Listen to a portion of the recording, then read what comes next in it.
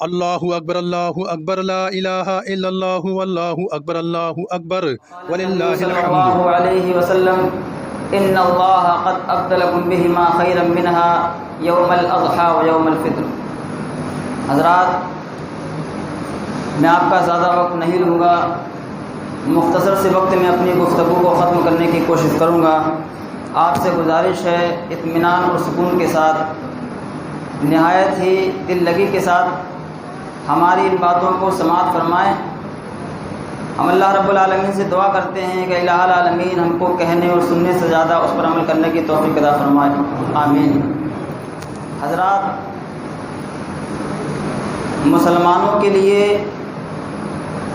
عید اضحیٰ خوشی کا دوسرا بڑا تہوار ہے۔ حضرت محمد الرسول اللہ صلی اللہ علیہ وسلم نے ارشاد فرمایا کہ اللہ رب العالمین نے ہر امت کے لیے، ہر قوم کے لیے خوشی کے کچھ دن مقرر کیے ہیں، اور مسلمانوں کے لیے اللہ تعالیٰ نے خوشی کے لیے 2 عیدیں مقرر کی ہیں۔ ایک عید فطر ہے اور دوسری عید اضحیٰ۔ عید فطر اس عید کا نام ہے جو کہ مسلمان ایک مہینہ رب کی راہ میں رب کے حکم پر روزہ رکھ کر مہینے کے مکمل ہونے کے بعد کھلے میدان میں حاضر ہو کر رب کی بارگاہ میں رب کا شکرانہ ادا کرتے ہیں۔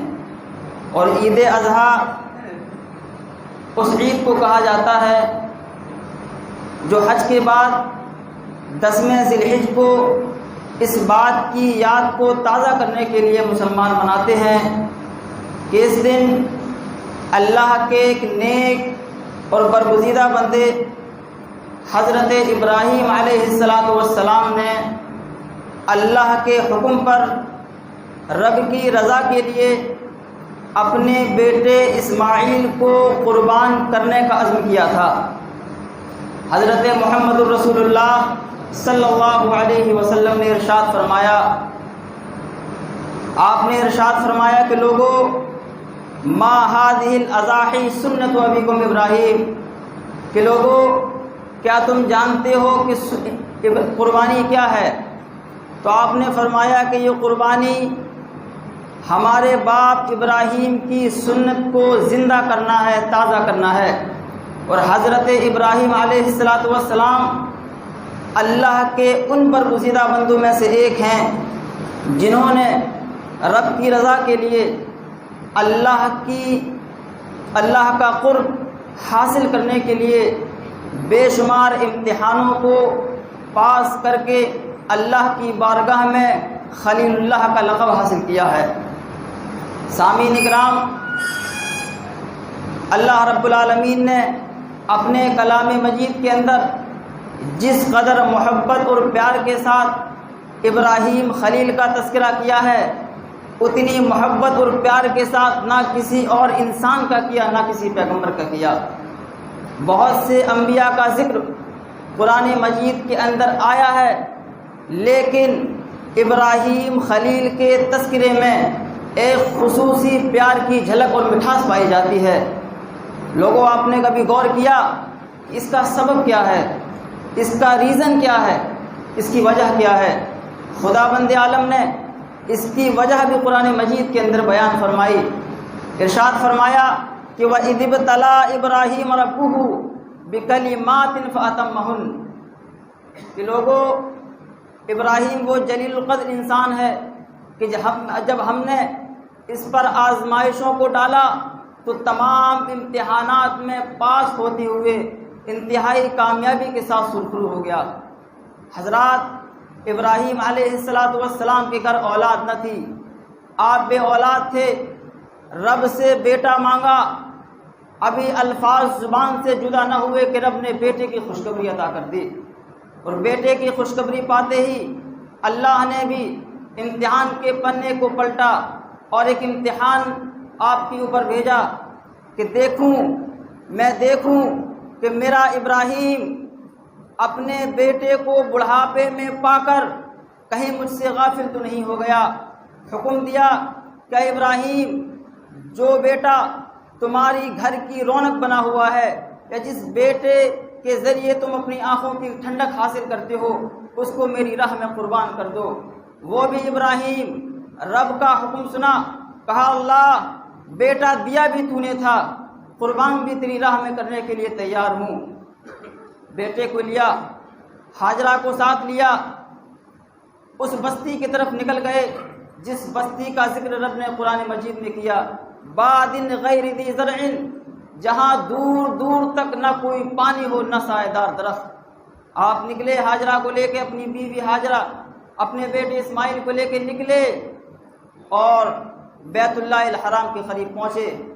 دیکھا 40 میل دور تک نہ کوئی سایہ دار درخت، نہ پانی کا قطرہ نظر آ رہا۔ آپ سمجھ گئے یہی وہ بستی ہے کہ جس بستی میں اس رب نے مجھے اپنے بیٹے کو چھوڑنے کا حکم دیا ہے۔ آپ نے بیٹا گود سے اپنے اٹھایا، اپنی بیوی ہاجرہ کی گود میں رکھا، خود اونٹنی پر سوار ہوئے اور چل نکلے۔ بیوی ہاجرہ حیران و پریشان کہ ماجرا کیا ہے، معاملہ کیا ہے، ارے مجھ سے کیا خطا ہو گئی؟ ابراہیم جواب دینے کے لیے تیار نہیں۔ پھر آپ نے آواز دی، قرآن نے نقل کیا، لوگو یا ابراہیم، کہ اے ابراہیم، لیکن ابراہیم نے پلٹ کر دیکھنا گوارا نہ کیا۔ آپ نے پھر آواز دی، پھر جواب نہ ملا، پھر آواز دی۔ ہاجرہ، اماں ہاجرہ کی آنکھوں میں آنسو آ گئے، آپ کی آنکھوں میں آنسو آ گئے۔ آپ نے بلک کر اپنے بیٹے اسماعیل کو تپتی ہوئی ریت میں رکھا اور دوڑتی ہوئی گئیں، اپنے شوہر کی اونٹنی کی لگام کو پکڑا اور کہا کہ اے ابراہیم، اگر مجھ سے کوئی خطا ہوئی ہے، اگر مجھ سے کوئی غلطی ہوئی ہے تو اس کی سزا میرے ننھے اسماعیل کو کیوں دیتے ہو؟ آخر وجہ کیا ہے، سبب کیا ہے، آخر ایسے روٹ کے کیوں جاتے ہو؟ اماں ہاجرہ کے دل میں خیال آیا اور اس خیال نے الفاظ کا روپ دھارا، کہنے لگی کہ اللہ امرک بہذا، کیا ابراہیم نہیں بولتے؟ نہ بولو، ذرا یہ تو بتلا دو کہ اس ریگستان میں، اس ریتیلی زمین میں تم اپنے بیٹے کو چھوڑ کے جا رہے ہو، کیا یہ رب کا حکم ہے؟ حضرت ابراہیم علیہ السلام کی آنکھوں میں آنسو آ گئے۔ آپ نے اماں ہاجرہ کی طرف دیکھا اور کہا، ہاجرہ، ہاں، اپنے بیٹے کو ریگستان کے حوالے، اس بیابان جنگل کے حوالے اپنی مرضی سے کون کر کے جاتا ہے؟ اللہ امرنی بہذا، یہ اللہ رب العالمین کا حکم ہے۔ اماں ہاجرہ کا بھی امتحان ہو گیا، کہنے لگی اب رونے کی ضرورت کیا ہے، آنسو گرانے کی ضرورت کیا ہے؟ جاؤ، تم سے کوئی شکوہ نہیں، ہم نے تمہیں معاف کیا۔ جس رب نے بڑھاپے میں ہمیں اس بچے کو عطا کیا ہے، وہی رب اس ریگستان کی زمین میں ہمارے بچے کی حفاظت کرنے کی قدرت رکھتا ہے۔ حضرت ابراہیم چلے گئے، اماں ہاجرہ لوٹ کر آئیں، واپس آئیں، دیکھا کہ بچہ پیاس کی وجہ سے تڑپ رہا ہے، ایڑیاں رگڑ رہا ہے۔ اماں ایسے حیران و پریشان کہ میں پانی کہاں سے لاؤں، دودھ بھی خشک پڑ گیا۔ دوڑتی ہوئی کوہ صفا پر گئیں کہ شاید کہیں پانی نظر آ جائے، دور دور تک پانی کا کوئی نام و نشان نہیں۔ آپ پلٹی، بچے کی طرف دوڑی کہ کہیں اس کو کوئی درندہ اٹھا کے نہ لے جائے، لیکن پھر بچے کی ایڑیاں رگڑتی ہوئی جب ممتا نے دیکھا، پھر آپ کوہ مروہ کی طرف دوڑی، لیکن وہاں بھی کوئی پانی نظر نہیں آیا۔ حضرات ذرا تصور کیجئے اس منظر کو، ذرا چشمے تصور سے دیکھیے کہ وہ کیا منظر ہوگا۔ چشمے فلک نے ایسا منظر کبھی نہیں دیکھا۔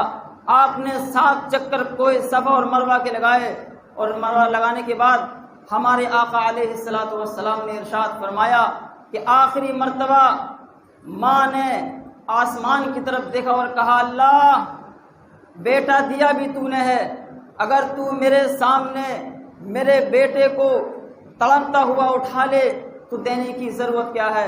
اے اللہ، میں اس کی ممتا ہوں، اپنے بیٹے کو ایڑیاں رگڑتا ہوا نہیں دیکھ سکتی۔ اے اللہ اگر تو نے بیٹا دیا ہی تھا، اگر اے اللہ اگر تجھ کو بیٹا اٹھانا ہی تھا تو دیا کیوں ہے؟ امام کائنات علیہ السلام نے ارشاد فرمایا کہ ماں کی یہ چیخ آسمان کو چیرتی ہوئی عرش معلیٰ کو پہنچی۔ جبرائیل کو حکم ہوا کہ جبرائیل جاؤ ننھے ابراہیم کی ایڑیوں کے نیچے سے اس چشمے کو جاری کر دو جو قیامت تک جاری رہے گا۔ اماں ہاجرہ جب پلٹ کر آئیں تو دیکھا کہ ننھے اسماعیل کی ایڑیوں کی رگڑ میں ایک شگاف پیدا کر دیا ہے، ایڑیوں کی رگڑ نے اس شگاف کو پیدا کر دیا ہے جس سے چشمے جاری ہو گئے۔ آپ صلی اللہ علیہ وسلم نے ارشاد فرمایا اماں ہاجرہ نے ریت کے سہارے سے اس پانی کو اکٹھا کرنا چاہا، بند باندھنا چاہا۔ آپ ارشاد فرماتے ہیں کہ اماں ہاجرہ اگر اس ریت کے ذریعے اس کو بند نہ باندھتی وہ پانی سارے عرب میں پھیل جاتا، پانی ختم ہونے میں نہ آتا، لیکن آپ نے اس کو کنویں کی شکل دی۔ اتنا ہی نہیں، جب سیراب ہو گئے ابراہیم علیہ السلام اپنے گھر کو روانہ ہو گئے۔ حضرت اسماعیل علیہ السلام اور اماں ہاجرہ ریگستان میں ہیں۔ دھیرے دھیرے پانی کی وجہ سے بستی آباد ہونے لگی۔ یہیں پر ختم نہیں ہوا، آپ اللہ رب العالمین نے حضرت ابراہیم کو پھر حکم دیا اور کہا ابراہیم جس بچے کو عرب کی ریت دار زمین ختم نہیں کر سکی جاؤ اس کو تم اپنے ہاتھ سے ذبح کرو۔ اللہ اللہ، یہ ابراہیم ہے کہ جس کو خلیل اللہ، اللہ کا دوست کا لقب ملا ہے۔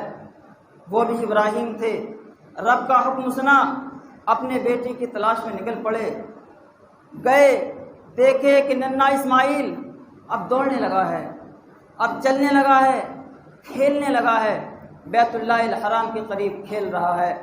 آپ نے بیٹے کو دیکھا، قریب گئے، سینے سے لگایا اور کہا بیٹا میں تمہارا باپ ہوں۔ اسماعیل علیہ السلام نے بھی کہا کہ آپ کی نور نبوت سے پتہ چلتا ہے کہ آپ ایک نبی ہیں۔ فرمایا کیسے آنا ہوا؟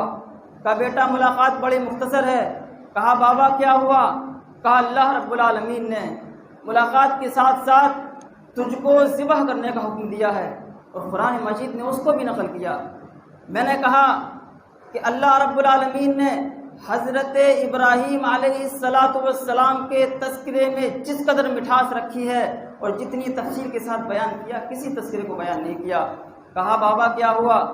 فرمایا کہ انی ارا فی المنام انی اذبحک فانظر ماذا تری، میں نے خواب میں دیکھا ہے کہ میں تجھ کو ذبح کر رہا ہوں، بتا تیری رائے کیا ہے۔ ہائے ہائے، وہ بھی ابراہیم اور ہاجرہ کا بیٹا چھوٹتے ہی جواب دیتا ہے کہ بابا حکم رب کا، مشورہ مجھ سے پوچھنے کی ضرورت کیا ہے؟ پوچھنے کی ضرورت کیا ہے؟ اگر اللہ کا حکم ہے تو گردن پر چھری پھیریے، ہماری پیشانی پہ شکن تک نہیں آئے گی۔ اللہ اکبر۔ اسماعیل کو ساتھ لیا اور نکل پڑے قربانی کے جذبے کو لے کر کے۔ راستے میں شیطان ملا، پوچھا کہاں جا رہے ہو؟ ذرا تصور کیجئے، باپ آگے آگے ہاتھ میں چھری لیے کاٹنے کے لیے اور پیچھے پیچھے بیٹا کٹنے کے لیے۔ مسلمانوں آج کے دن اپنی قربانی کو کرتے ہوئے اس تصور کو ذرا اپنے ذہن میں لائیے کہ آگے آگے باپ کاٹنے کے لیے اور پیچھے بھیڑ، بکری اور دمبا اونٹ نہیں بلکہ اکلوتا بیٹا، بڑھاپے کی کمائی، آنکھوں کی روشنی، لیکن رب کے حکم کے آگے کبھی سر منہ انحراف نہ کیا، سر کو جھکا دیا۔ شیطان ملا، پوچھا کہاں جا رہے ہو؟ ننھے اسماعیل نے جواب دیا کہ رب کی راہ میں قربان ہونے کے لیے جا رہا ہوں۔ کہا باپ کتنا ظالم ہے، تجھ کو اپنے ہاتھوں سے ذبح کرے گا۔ کنکری اٹھائی، ماری اور کہا کہ ملعون، رب کے ملعون کہ میرا باپ اپنی مرضی سے نہیں رب کی مرضی سے ذبح کرنے کے لیے جا رہا ہے۔ خیر آگے بڑھتے ہیں۔ اللہ رب العالمین نے ان تینوں جگہ پر جہاں ملعون شیطان نے حضرت ابراہیم علیہ السلام کو بہکایا، وہاں چن بنا دیے، نشان بنا دیے کہ ہماری امت آنے والی حضرت محمد رسول اللہ صلی اللہ علیہ وسلم کی امت آنے والی اس کو تازہ کرے گی۔ آگے چلے، مورخین نے لکھا ہے کہ وَتَلَّهُ لِلْجَبِينِ، جب حضرت ابراہیم نے بیٹے اسماعیل کو پیشانی کے بل لٹایا تو اسماعیل نے کہا بابا میری خواہش ہے، بابا میری خواہش ہے۔ باپ تھرا اٹھا کہ ننھے اسماعیل کی منہ سے کیا نکلے؟ کہا بیٹا کیا کہنا چاہتے ہو؟ کہا ابا جان مجھے آپ پیشانی کے بل مت لٹائیے۔ بولا کیوں بیٹا؟ کہا ابا جان مجھے ڈر ہے آپ چھری پھیریں، ہماری پیشانی پہ کہیں شکن نہ آ جائے، آپ کی چھری پھیرنے کی وجہ سے کہیں میری پیشانی پر شکن نہ آ جائے، آپ کا ہاتھ تھرا جائے، رب ناراض ہو جائے۔ ایسا کیجئے کہ آپ ہم کو الٹا لٹائیے تاکہ چھری کی تیزی سے میری گردن الگ ہو جائے، اللہ کا امتحان کامیاب ہو جائے، آپ سرخرو ہو جائیں۔ ہائے ہائے، مشورہ بھی اتنا بہتر دیا۔ خیر محققین نے لکھا ہے کہ جب ننھے اسماعیل نے بابا ابراہیم سے جب ایک بات کی درخواست کی تو ان کا دل دہل گیا، پتہ نہیں ننھے اسماعیل کی کیا خواہش ہو۔ خیر جب حضرت ابراہیم علیہ السلام نے ننھے اسماعیل کی گردن پہ چھری پھیری، رب نے فرمایا کہ قد صدقت الرؤیا انا کذالک نجزی المحسنین، کہ ابراہیم اپنی آنکھیں کھولو تو صحیح، ارے دیکھو تو صحیح۔ جب ابراہیم نے اپنی آنکھوں کو کھولا تو دیکھا کہ اسماعیل مسکرا رہے ہیں اور جنت سے آیا ہوا دمبا پھٹا پڑا ہے۔ سامعین اکرام، یہ وہ قربانی ہے جو حضرت ابراہیم علیہ السلام نے اللہ کی راہ میں پیش کی ہے۔ آج ہم بھی اسی مقصد سے اللہ کی رضا کے حصول کے لیے اپنے مال کو، اپنی قربانی کو اللہ کی راہ میں خرچ کرتے ہیں۔ اگر رب کی رضا کے لیے قربانی ہے تو قربانی مقصود ہے، قبول ہے، رب کی بارگاہ میں نجات کا ذریعہ ہے۔ اگر ہم قربانی لوگوں کے دکھانے کے لیے کر رہے ہیں، ہمارے ذہن کے خلقے میں حضرت ابراہیم کے واقعے کا تصور نہیں ہے تو آپ یقین جانیے ایسی قربانی کسی لائق نہیں ہے۔ رب نے ارشاد فرمایا کہ لن ینال اللہ لحومها ولا دماؤها ولکن ینالہ التقوی منکم، لوگوں یاد رکھو نہ رب کے یہاں تمہارے خون پہنچتے ہیں نہ تمہارا گوشت، اللہ کے یہاں تو انسانوں کے دل کی نیتیں پہنچتی ہیں کہ آپ کس نیت سے قربانی کر رہے ہیں۔ اگر آج ہم صرف اور صرف اپنے رب کو راضی کرنے کے لیے قربانی کر رہے ہیں تو آپ یقین جانیے کہ آج کے دن اس کی قربانی تو قبول ہو گئی، لیکن اگر ہم لوگوں کو دکھانے کے لیے، اپنی تمنگری کو بڑھانے کے لیے، اپنی مالداری کو نمائش کرنے کے لیے، نمود کے لیے، دکھاوے کے لیے قربانی کر رہے ہیں تو ایسی قربانی کی ضرورت اللہ رب العالمین کو قطعی نہیں ہے۔ ہم تو آج اپنے مال کی قربانی کر رہے ہیں۔ وہ ابراہیم تھے کہ جنہوں نے اپنے اکلوتے بیٹے کی قربانی کر دی۔ سامعین اکرام، سب سے ضروری یہ بات ہے قربانی کو کرتے وقت کہ ہم کس لیے قربانی کر رہے ہیں۔ اس کا سیدھا اور سیدھا جواب یہ ہے کہ ہم اللہ کی رضا کے لیے، اللہ کی خوشنودی حاصل کرنے کے لیے دعا کر رہے ہیں۔ ہم یہیں سے اپنی بات کو ختم کرتے ہیں۔ ہم دعا کرتے ہیں کہ الہ العالمین ہم تمام لوگوں کے دلوں میں مخلصانہ دین کی محبت پیدا کر دے۔ ہم سب مل کر دعا کریں کہ الہ العالمین ہم تمام مسلمان جو یہاں بیٹھے ہوئے ہیں سب کے گناہوں کو معاف فرما دے۔ اے الہ العالمین ہماری اولادوں کو نیک بنا۔ اے اللہ ہمارے گھروں میں خیر و برکت کا نزول عطا فرما۔ اے اللہ ہماری نیکیوں کو قبول فرما۔ اے اللہ ہماری قربانیوں کو قبول فرما۔ اے اللہ جن کے والدین بوڑھے ہیں اے اللہ ان پر رحم فرما۔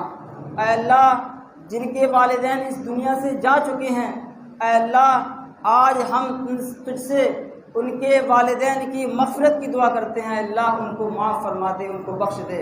اے الہ العالمین ہم تمام لوگوں کی نیتوں کو صاف کر دے۔ ہماری قربانی صرف اور صرف تیری رضا اور تیری خوشنودی کے لیے ہو۔ آمین۔ وصلی اللہ تعالی علی خیر خلقہ محمد وعلى آله وصحبه أجمعين برحمتك يا أرحم الراحمين. السلام علیکم ورحمۃ اللہ وبرکاتہ.